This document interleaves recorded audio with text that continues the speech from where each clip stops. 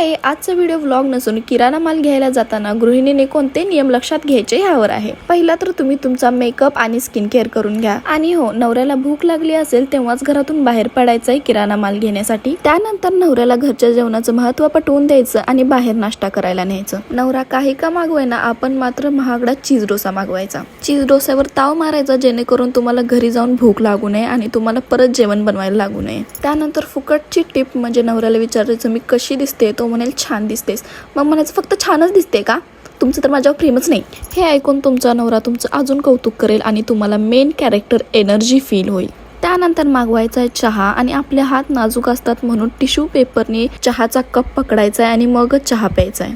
त्यानंतर तुमचा नवरा म्हणेल, आजचं बिल तू भर। मग आपण पण म्हणायचं, QR कोड द्यायला सांगा त्याला। चालेल ना मग।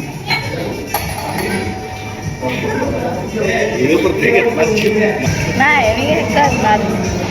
आणि परत म्हणायचं की तुमचे पैसे काय, माझे पैसे काय?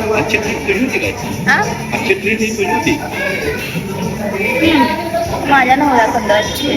नंतर काउंटरवर जाताना लक्षात ठेवायचं की काउंटरवरती 4-5 माणसं असली पाहिजेत, तेव्हाच आपण जायचं आहे। कारण तिथं जर माणसं असतील तर आपला नवरा आपल्याला तिथं येऊ देणार नाही आणि तो स्वतःच बिल पे करेल।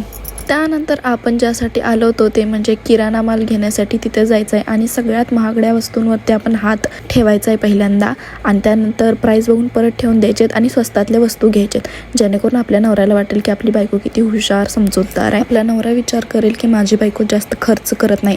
पण हां, जेव्हा पण आपण किराणा माल घ्यायला जातो तेव्हा 2 गोष्टी विसरायच्या नाहीत, ते म्हणजे बिस्किट आणि मॅगी। हे पहिल्यांदा आपल्या कार्टमध्ये ॲड करायचं आणि मग बाकीची जी शॉपिंग असते ती करायची।